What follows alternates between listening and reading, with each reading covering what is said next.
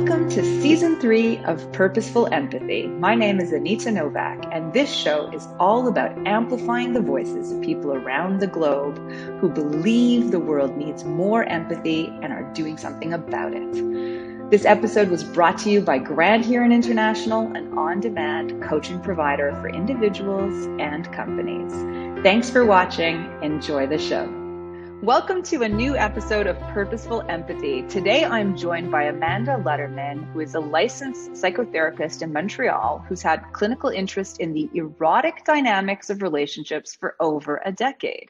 As a McGill and Columbia University grad, Amanda has pioneered what she calls erotic empathy, which is an approach to therapy and relationships that helps cultivate sustainable erotic intimacy that welcomes discrepant needs, wants, and perspectives during erotic moments. She believes that developing the skill of erotic empathy, we stand to have more gratifying sexual experiences, more deeply fulfilling relationships, and address an often neglected area of mental health. Her work has been featured in the New York Times, the Wall Street Journal, Psychology Today, Men's Health, Vogue, and others. Welcome to the show, Amanda. So cool to be talking about empathic or erotic empathy. It's, I've spent 10 years studying empathy, and in the landscape of empathy, I've not come across this. So this was so exciting, and I really look forward to our conversation. So let's start at a really simple place, and then we'll go deep.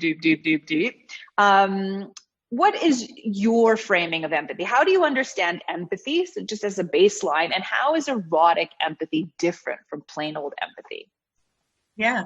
Empathy, is essentially the bread and butter of, client-centered therapy. When you become a therapist, it's so, we differentiate between compassion and empathy. Empathy as the ability to really step into another person's perspective, to just try on what it might be like to be them in a given moment. And compassion, we differentiate in therapy because you don't want to end up pitying. You don't want to end up in a place of sympathy with someone in their struggle or in their suffering, because that's ultimately a power dynamic. You're suffering and I'm not. So that's my understanding of empathy. And how is erotic empathy different?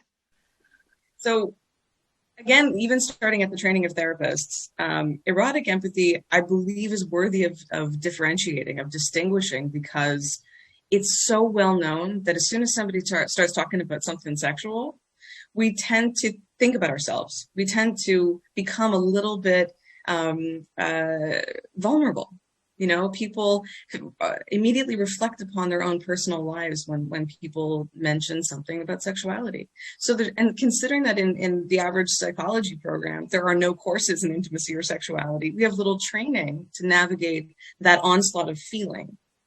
So I believe that if you differentiate erotic empathy from empathy, then you may take an extra interest in fortifying that capacity to dialogue eroticism in your therapy sessions, especially not as a sex therapist, when you have mainstream therapists whose clients are expecting to be able to dialogue their erotic identity, at conflicts in their sexual lives, in their relationships. They want to be able to mention sexual acts and not make a therapist uncomfortable. Most of my clients are coming to me because they could sense that their therapist was out of their realm, for instance. It's so fascinating. I'm just listening to you say that when you're doing your studies, you don't even cover a course on this. Isn't the stat, the reason for relationships failing, one of three big things: finances, children, and sex? You'd think that it would actually have a bigger role, but yet, that's the taboo of sex, right? Isn't that? Yeah, the taboo and essentially the sort of prudishness of our culture, that sex is expected and you have to do it once you're married or it could be a reason for divorce.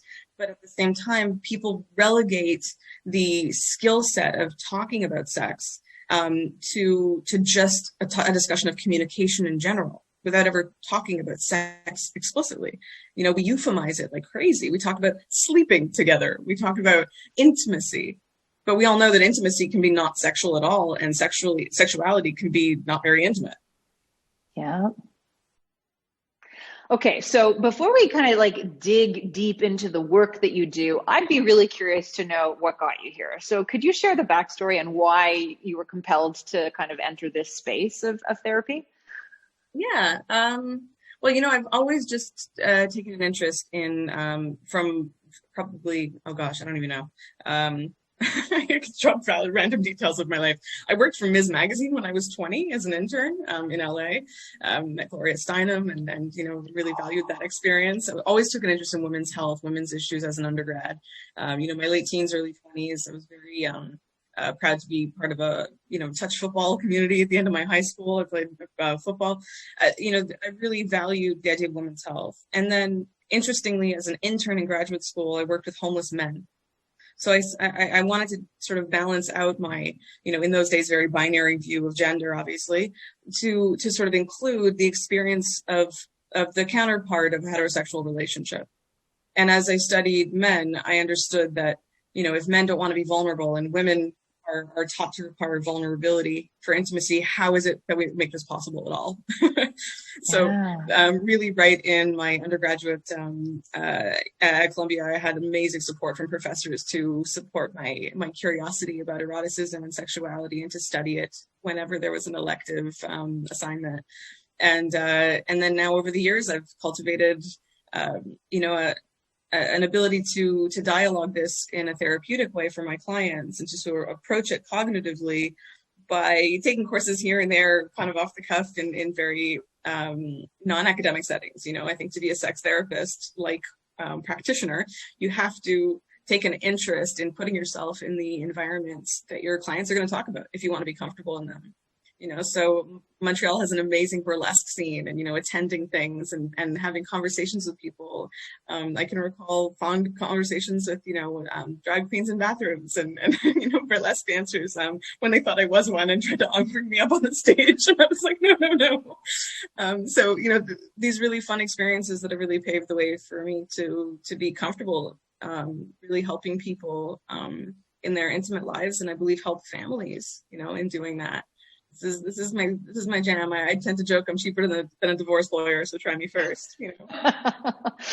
So I'm curious. At cocktail parties or dinner parties, you must be quite polarizing. It must be like, oh, I don't want to have any conversation with you. I'm not prepared to go there. Or like here, I have some questions. Can you give me a freebie while we're sitting here over our boeuf bourguignon? Is that happening? What have you noticed, just as you navigate the world as a sex therapist, how has that shown up for you? Yeah, I think I'm a fun party favor, I guess, for some people's questions, and more often than not, what I notice, not to like put a serious tone on it, but what I notice is people need these conversations, and people are always shocked by how much more they divulge than they expected to, and I think that's what I mean by even therapists don't necessarily go there. They just people are euphemizing these conversations, and then people who even had satisfying therapy don't necessarily really address that issue of arousal and pleasure and the flow of desire they're hoping for in their relationships.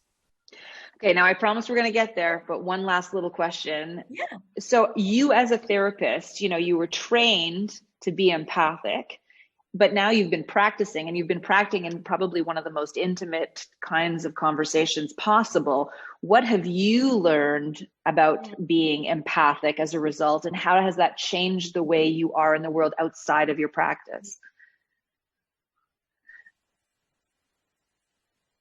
I think personally, well, first of all, I have a almost 11-month-old, and after treating women in postpartum sexuality so often, or over the last decade or so, I'm at an advantage as Amanda, as a new mom, because my work has totally humbled the fears of the average new mom. Like I'm very aware of what this is going to feel like, and how getting back into feeling erotic in a new and different way, for example, and all those kinds of things is without a doubt been informed by my work. I'm living right now what I've taught. And when you're teaching something, when you're a clinician in these areas, you're pulling from thousands of people's experiences, right? You're never speaking about yourself. You're speaking about the data, which is more important than your own personal anecdotes. But in that being said, I'm now validating the research every day in my personal life, and it's really powerful. It's amazing. It's really amazing. I'm surprised at how true some of the things that I've learned are. And I'm also always feeling, why didn't we teach this? Why don't we teach people these things? You know, the fact that doctors are not recommending to women at the 6-week mark to masturbate before penetration with their partners, so that they know what to expect and so that they can gauge their own sensations. Instead say, okay, 6 weeks, you can go home and have sex now. So now somebody else can drive something into your vagina when you don't know what it's going to feel like. You know, this is mind blowing to me, that the directionality of pleasure and agency and all those types of concepts, of course, I could talk about that forever, are not better cared for in our society. You know, so I think every life stage will bring about new passions for me in this field, because I'm so aware of that which isn't talked about, and how I'm willing to talk about anything. Yeah, and it sounds like I'm really excited for you, because you can be a pioneer. Like, you could blast this open, you know? So anyways, that's great news. It sounds like you've got a pipeline of work for a while. What led you to develop your approach to sex therapy? Okay, so you know, there's no question that as I worked with couples, there was one trend that stood out for me really, really overtly. It was the fact that people reject their partners even when they actually want sex. So the fact that when your partner's initiating and you say, no, I feel gross, what you're doing, even if you have an interest in being erotic, being interpersonally sexual, you turn down the person for fear of repulsing them in your own experience of yourself. Right? And does that make sense? Yeah. Okay. So tell me if I'm wrong, or unpack it, or do what you need to do with this. But is it because you have body image issues, or you feel like your breath smells, or like that kind of stuff? It could be any of those things, from tiny things to big lifelong battles.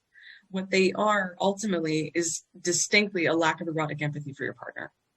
Because if your partner is willing to initiate and be intimate, be erotically intimate with you and get all up in your stuff, you could never possibly imagine why anybody would want to get all up, using really clinical language here, really be intimate with you.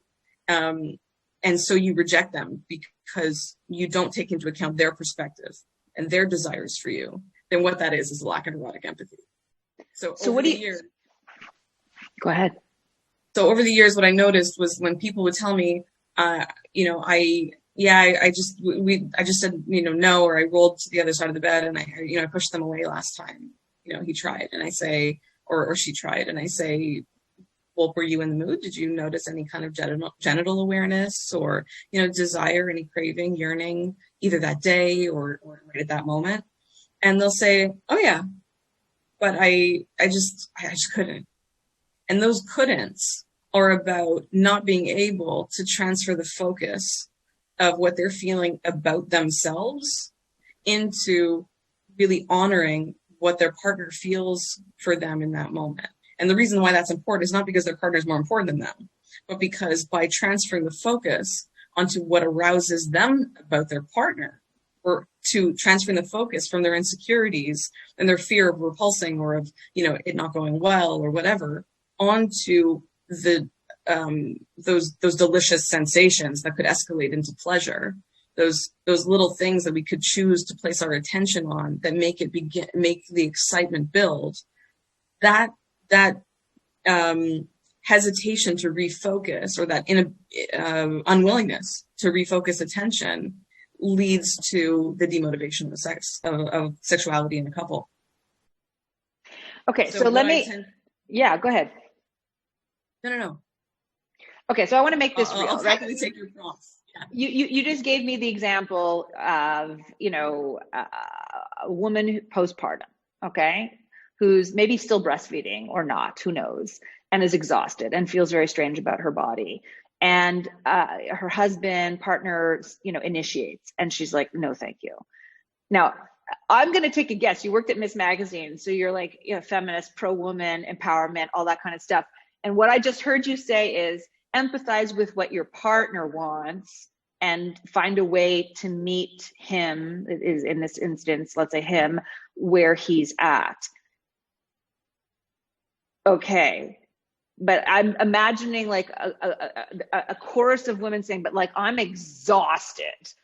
Mm-hmm. So how is this process also meeting the needs of a woman without feeling like, oh my God, I've had so much demand on my body all day and now I still have to put out? So the key thing here is, first of all, this is not all cases in general, right? This is a case where I ask a woman, do you feel that you have a desire to be sexual? And sexual is different from erotic. Sexual is one body. Do you have a desire to pursue orgasm for yourself? And often they will say yes. I don't do it often, let's say, because I don't have the time or the energy, but I do. I want to be a sexual person. You know, I want to be enacting these things in my life. But they don't have the desire to be erotic, which is that interpersonal evoking of desire between two people. Okay. So in order to sustain, to create these erotic conditions, they have to speak up about what they need. So if your partner, if a male is pursuing a sexual encounter with a woman, right, with a female, in that situation, yes, we are socialized to think sex is something that we do for men, and it shouldn't, you know, and it's, so I'll be damned if I'm going to, you know, just give him more right now when I'm touched out from my day, right? And so the refocusing thing is about, firstly, sex is of equal importance to all people involved. It is never something that we actually do for anybody else. Ideally. So the refocusing is about thinking, firstly, is there a sensation that you can choose to enjoy with your partner? I'm not saying sex. I'm saying if he just said, close your eyes, I'm going to rub your foot. There's no expectations. We're not having sex, but I think you deserve to just relax into feeling something nice somewhere on the body that you haven't been touched all day. So he starts rubbing your foot. You say, okay, I'm going to try to get into this, right? Because I know I want to for me, but I'm not able to access erotic conditions just yet. So you start with a sensation like that, for example, right? And then, you know, potentially, lo and behold, as I hear from many women, when there is no expectation and they buy into the idea that they don't have to have sex for him if they don't feel like it, but they begin to relax into a sensation, it's not necessarily, not every time and maybe not quickly, but they will begin to experience a genital arousal, a genital awareness that may lead them to want to pursue a different kind of pleasure, right, from the one that was started. And the other thing that I tell people all the time is sex is not penetration or nothing, right? So if you say, you know what, I want to have a lazy orgasm, I'm going to use my vibrator while we make out. Is that okay with you? You know, and you can pleasure yourself, and that's what I feel like I can do tonight. Then by all means, you're still going to look at each other and, you know, giggle to yourselves about the fact that this is fun if you're so open to it. So obviously, a precondition to sort of moving across your approach is communication and vulnerability. So I want to talk about that, but then I also think, you know, we've given an example that is gendered around sort of the female being sought after and then what she can do. I wonder if you could also give an example from the other direction, you know, that could be useful or insightful, and then we'll come back to the earlier question. Certainly. I mean, body image issues are not a female problem, you know, or not a female bodied issue. I can tell you that there are a lot, particularly since COVID, there are a lot of people who are feeling that they're just not able to enjoy how they experience themselves, right? They're not feeling particularly erotically amusing or to be a particularly erotic muse. They're really not feeling, you know, sexy. And if you don't feel sexy or confident in that area, it can be really hard to receive sexual attention, right? If you're having trouble buying into the idea that you are arousing, then again, you're going to have a lack of erotic empathy for your partner. And it's going to take that effort to focus on allowing yourself to focus on what arouses you instead of focusing on the fact that you don't think you're worthy of erotic attention from your partner. Right. So the thing I tell everyone is, regardless of gender, and particularly with men actually, is that when you're, that all the thoughts you experience during a sexual encounter have to be arousing for you to maintain arousal. So if, you know, the joke I have with men, and I've said this on a men's show, is if you're hard on yourself, you won't get hard. Or you won't stay hard.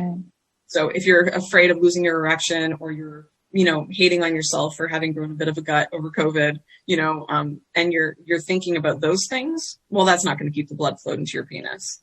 And so it's really important to really to value that you deserve the erotic sensations. You deserve to relax into pleasure with your partner, whatever that may look like, particularly as you get back into it if there's been a lull, and to practice that's the refocusing, that mindful. This is sort of a mindfulness-based cognitive approach in a lot of ways. And that the mindful focusing is something that I'll start in session. I'll recommend that people, take two objects, for example. Like you've got a phone and you have a pen, and if you put them down on your table 6 inches apart from one another, and you only look at one of them, how the light hits, looking at the perimeter of the object, maybe how your hand looks holding it, it will not be long before you forget the other object exists. And this other object is body hate, self-criticism, the things you have to do tomorrow. That really focusing on that which you can momentarily find pleasurable, enjoyable, you can relax into choosing to enjoy a minute, is the difference between being able to enjoy sex and not enjoy sex. It's the difference between being able to get aroused and not get aroused. So, okay, great. Going back to that earlier question, I'm trying to imagine like either the people who are reaching out to you are already semi-prepared to talk about stuff, but even so, I mean, I imagine there's a bit of an on-ramp and an unfolding that happens as people become ever more vulnerable with their own erotic dreams and fascinations. How do you do that? What's your process? And what do you offer to the people who are coming to your sessions, the couples or otherwise, who are also learning the skill of unpacking and dialoguing between themselves? Yes. So, I in January 2020, I published something called the RSVP, which is the Relationship Shared Values Primer. So it's an RSVP to the couples therapy. And I introduced these 4 concepts through that intervention, usually in the second meeting.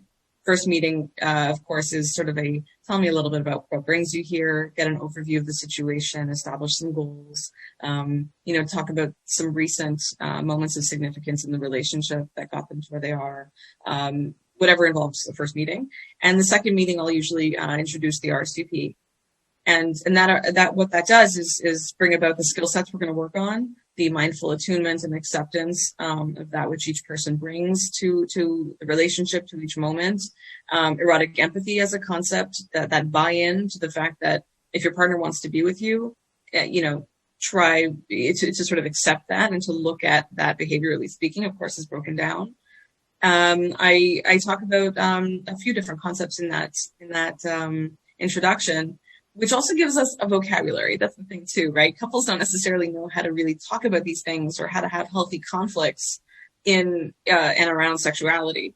So this really gives a vocabulary that's shared and kind of gives everyone a starting point.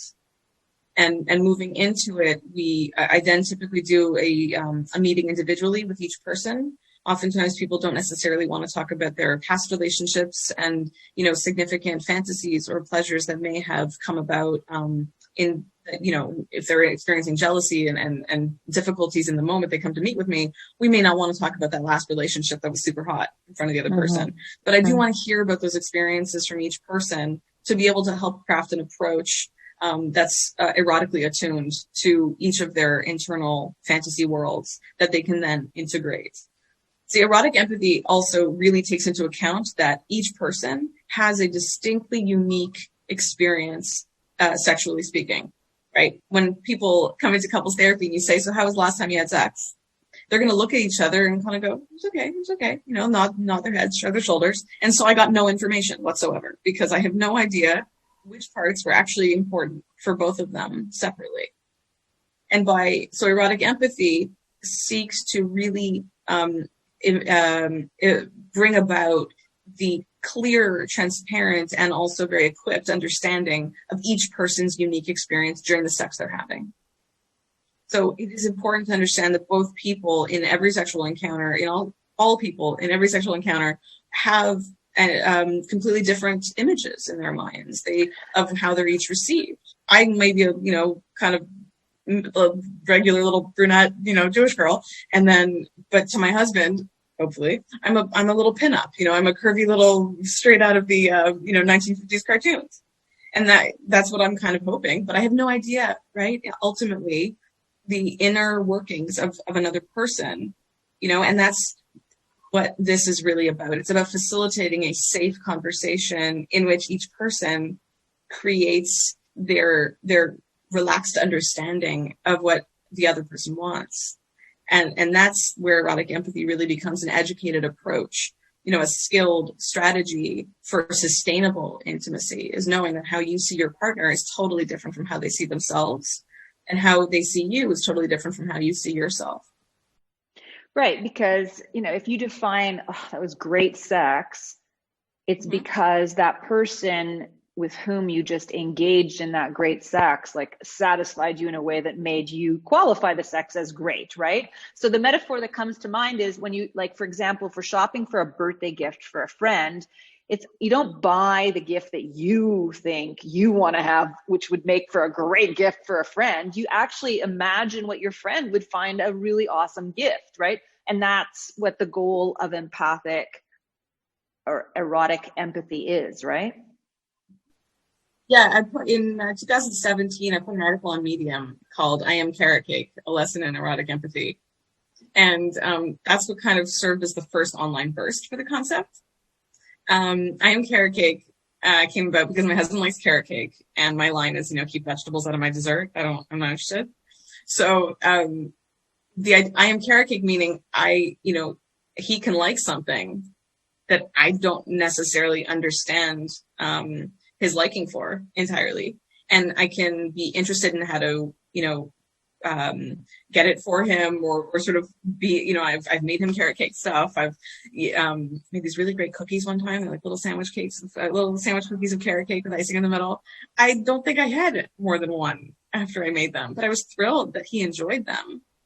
And so the idea here is if you can empathize with what your partner is aroused by, right? If you can get into that. And I do encourage folks who are listening who are interested to read that article, particularly postpartum, because it really has this, it cultivates the essence of you don't have to be turned on by yourself per se to still be worthy of pleasure yourself, and ultimately not have your lack of arousal for yourself at times interfere with your right to pleasure. So is erotic empathy only a couples thing? And is it only for heterosexual couples? Can you just kind of speak to that for a bit? Sure. No, not at all. I mean, having erotic empathy for yourself, again, sometimes is the opener to being able to really enjoy yourself as a sexual being once again. So I've worked with many single people who, when they say, I want to understand my position as a sexual person in the world as a single person, they say masturbation sort of makes them feel shameful at times because they don't really make room for it. They kind of just do it to get it out of the way every once in a while. And so I think really the truth is eroticism needs to be part of a self-care plan, choosing to give respect and honor that your needs for appropriate, like we're talking appropriate physiological seduction of yourself can make a huge difference in your mental health. So, it's not enough to just sort of quickly rub one up, before bed kind of thing. And so you did it. And so you don't feel a genital, itching. It's really important to take the time, just as you would hope a partner would, with yourself, and to feel inspired and discover what is inspiring to you specifically from an erotic standpoint. Don't look at garbage mainstream, garbage porn, I call it. Don't go to the vending machine. Look at the good stuff. I always recommend Erica Lust's work, but there are others too. Erica with a K, ericalust.com. She creates beautiful, erotically inspiring films that are not just the genital smashing images for no reason. I mean, you really want to look at stuff that has an erotic narrative where there's a reason why these people are having sex that turns you on, right? That's a big part of erotic empathy as well, is looking at the pathways to arousal and really understanding what that means for people, and not just expecting that because you're both in the room or because you have yourself at night with a vibrator that you're supposed to be turned on. We're all psychologically more complex than ever before when it comes to sexuality. Porn has given us stories in which to be around which to be aroused. And so when there's no story in our personal lives, then sometimes there can be a lack of erotic inspiration. So take the time to really notice what arouses you. There will be themes, taboos, all kinds of stuff. That's the blog I'm working on right now, actually, is the fantasies that have emerged from COVID. People are surprised that when they're single, why are they fantasizing home invasions? And I just say, hey, you're not meeting anybody. It sounds like a plausible meeting story if it ends up pleasurable in the end, And so we're talking about all kinds of bizarre, to some people, fantasies and why they are actually arousing. So being single, unfortunately, is often a devaluing of one's sexual life, because we're socialized as all men and women, all people of all genders are socialized to think that their sexuality is only worthy if it's in the context of someone else.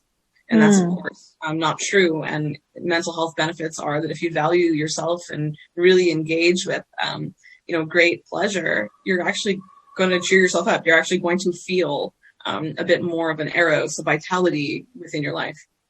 So are there ever any limits to erotic empathy? I'm thinking some people may really appreciate S&M and others, even within a couple may not. And really, there's no possibility for fusion when there's, extremes. Yes, I think that truthfully, what I have seen as challenging, as what I seem to be sort of an obstacle ultimately to people's erotic connection, is when there is something a little bit, less mainstream, scatophilia or something, like something that involves excrement and fetish, okay, that kind of stuff. And a person who, first of all, just, draws a hard line, no. Plus a little bit of a history of trauma or desire, or fear around boundaries. So if somebody wants something from someone that is both completely unarousing and also, infringes upon their boundaries, I think that's an impossibility. I do believe that trauma always informs these situations, and I expect that one out of two, if not both, people that I work with have some degree of trauma, sexual or otherwise. I think that's important for many therapists, psychotherapists to integrate into their work, is the understanding that trauma is small t or big T traumas, are part of our human infrastructure, and we need to take that into account wherever eroticism could bloom, because it's a crossing and melding of boundaries. And so erotic empathy sometimes is a far later stage in the game, when first and foremost the people need to build an emotional security and safety within one another, within which they can then take vulnerable risks of an erotic nature, right? I mean, even experimenting with dominance and surrender and those kinds of things has to come about where there's unconditional respect, which I always say that if you want limitless mutual objectification in a safe relationship across time, you really want to be able to see each other as sexually gratifying long term. You have to have absolutely unconditional respect within one another. And as much as love can be unconditional, there's no such thing as unconditional relationships, right? So this is having erotic empathy for one another cannot exist in abusive relationships. It cannot exist where there are a fundamental lack of support, in those postpartum situations. If the guy's really not doing very much and she feels very, very alone, there may be, for her own personal well-being, the boundary of holding sex as collateral, so to speak, until she feels cared for. That is unfortunate, because she deserves sexual gratification for herself. She deserves to feel erotic and to have that seduction as a part of her well-being. So that would be negotiated within session too.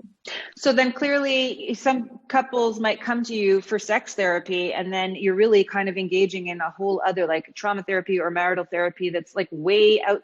It's not about the sex at all initially. You've got to get that stuff done, that groundwork done. What we do value is that sex is intimacy, and erotic intimacy specifically is a goal for them. And if that's the goal as a couple, then that's where we're gearing ourselves towards, and that's what we're looking at as measurable success. So what we're really going to look at is incorporating the safety of touch and the boundaries around personal space and intimate give with no agenda. And that will be very much built into the treatment plan. We're not just going to help them fight better for sessions on end. And I don't mean to put down, communicative couples therapy, but ultimately sometimes when you're not focusing with a parallel running, experience of enjoyment along the line of sensory enjoyment together, then you can get lost in just refereeing to forever. Yeah. My clients, I don't keep them forever. So, okay. Earlier, when you were talking about mental health, I also had a bit of an aha moment where, I'm a certified coach, and there's a very famous pie with 8 slices. Maybe sometimes there are more, but it's kind of like, you want your life to have all of these things relatively high to live a well-balanced life. And so, you've got your family and your friends and your house and your professional career. And sex is not one of those pie slices. And you are an advocate saying, let's create a pie slice for sex, because it is that important to us as humans and that important to us for our mental health. Is that what you're saying? I think that when people get married with the assumption that they're going to have a sexual life with this person, and that derails, they don't feel very well. So it's not so much that it's necessarily essential for every human being per se, but when you sign up to get married, you sign up to marriage, you're making a promise to value each other, yourself, and the other person, the combination of the three. You're choosing to value the combination of the two of you and each of you separately as erotic beings across time for the rest of your lives together. And I think people really forget that. They start thinking that, all they want is sex, that kind of that sex negative rhetoric that we have from our upbringings or from the sex negative world. Instead of viewing sex as a positive, as a, delicious divine right to enjoyment, to pleasure, to feeling well with one another. I tell people that even if your person is provided for you, once all the jewelry's off and the lights are off and you can't see the house, the cars, the furniture, the trips, and you get into bed alongside one another, you better feel like that's where you want to be. Or alone and with no other things, with the lights off, that you can relax in each other's company and feel that when you're touched, you are happy you're being touched. And if you don't have that, then I think it's going to cause you pain. I think it's going to be very hurtful and harmful all around, and it'll come out in ways you least expect. You'll get really pissed in line at the grocery store, and it'll infiltrate parts of your personality and your character that you didn't even think were relevant to your sexuality. But if you're not seen as erotic by the one person who promised to value you in that light, then it's something that you should choose to work on, to develop an erotic empathy for one another as sexual beings, and who are better off erotic beings. That's great. I'm going to let that kind of, I'm going to integrate that. That's lovely. That's, I'm really glad I asked that question. Okay, so I have one final question, and this has been such a great conversation, and never in a million years when I started studying empathy did I think I would end up having a conversation about erotic empathy, but I'm so grateful we did. You make me think about a memory. I was at a wedding, I don't remember whose, but like maybe 15 years ago, and the MC asked everybody in the room who was married to stand up. And then he said, okay, if you've been married under a year, sit down. Under 3 years, sit down. Under 5 years, sit down. Under 10 years, 20. Okay. And so the last couple was standing. And I was unmarried at the time. I wasn't even in a relationship, or maybe I was with the guy that I was dating. I don't know. Anyways, I remember beelining it to this couple. And I'm sure they'd been asked a gazillion times. So I was the cliche who came to them and said, okay, what's the secret sauce? What's the secret to your success? And they had like their standards, like one was teasing and had an answer for each other. I don't remember what that little buzzy was about, but then they got serious and they said, give more than you take. And so I think part of what I'm sensing is that erotic empathy is really about being generous, knowing that if the generosity is reciprocated, it's such a win-win, right? Mm-hmm.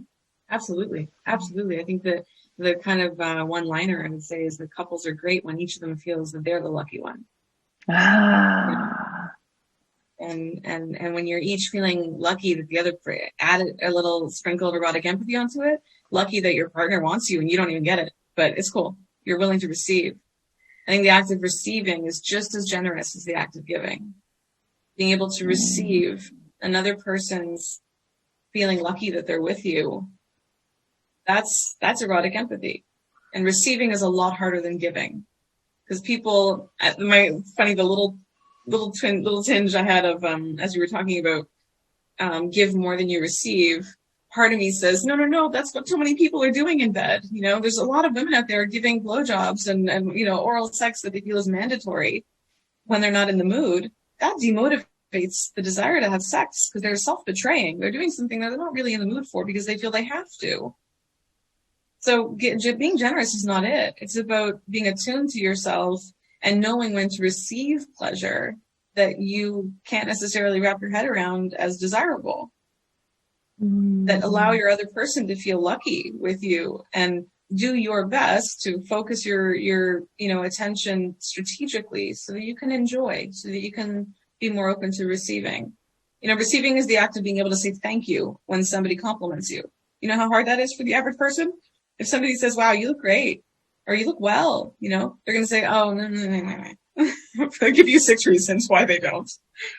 So being able to just say, thank you for saying that. I love that you just said that. I appreciate it. Can you think of a time when you were on the receiving end of empathy? It could be erotic empathy, but we can stay at a larger scope too. And what that meant for you and how that made you feel. Oof. A few instances come to mind, actually. One in particular, this is one of those things where you said, if I don't want to have said this, I can tell you tomorrow. This may be one of those, but I'm going to say it anyway for now. So I've never said it out loud, I don't think. I was once dating somebody in my early 20s when I was at the peak of not a great relationship of body image with myself, who at the beginning of kind of our starting to hook up a little bit. And he goes and he takes the, what's it called? I had this light he takes a light off my night table, off the table nearby, and turns it on. Like he's literally like going into a cave. Okay. And I was like, whoa, where are you going with that? What are you doing? And he was like, oh, I want to, introduce myself appropriately. And he was literally, and this brought me to tears at the time. He just said, I want to know her. And he wanted to take a flashlight to my vulva and just touch around and say hello without actually immediately pursuing sexual pleasure. Like he was not just gonna, aimlessly manually touch like we've all experienced for our whole lives, where a person reaches down below and hopes to magically pleasure us without knowing anything about what we want. He was just experimenting what would feel, what's sensitive, what's not that sensitive. I don't know. And I was completely brought to tears that was something that would excite him. And it has stuck with me my entire life, like so far. It taught me maybe I'm worthy of being just looked at without giving him any immediate genital pleasure. That changed, that probably informs also some of the curiosity that I hope people experience. It was a very, very powerful instance of erotic interest that I obviously had to empathize with in the moment, but that was a real generous gesture of open curiosity, to imperfection, to whatever. Because of course, you don't plan for these things. It's not like I was coiffed for the occasion or whatever. I don't know, but it was all good. It was all good. And I think that that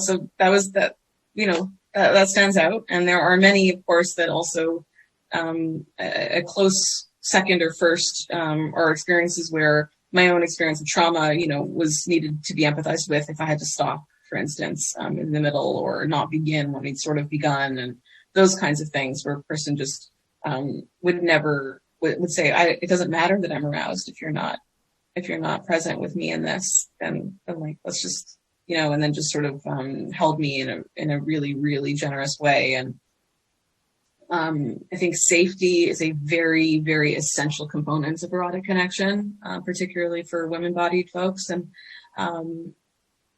so those moments really, really stick with me too. The fact that another person's, this is how I define sexual abuse actually, is when one person's well-being is less important than another person's arousal, then it's sexual abuse. And so when I knew that my well-being was certainly the priority over their arousal, then I knew that I was safe. So yeah. These are the things that I guess, that I chose to say right now. Wow, Amanda, I have enjoyed every minute of this conversation, as I'm sure our listeners and viewers have. And again, we'll have all your information in the description below. Thank you so much for participating in a conversation with me. And we'll see you all next week at Purposeful Empathy. Have a great one. What if you had access to your own council of coaches to help you break free from your thinking clutter, make that important decision, and liberate you from whatever is holding you back? At Grand Heron International, you get to select the coach of your choice anytime from any place. Visit grandheroninternational.com to harness the power of on-demand coaching today.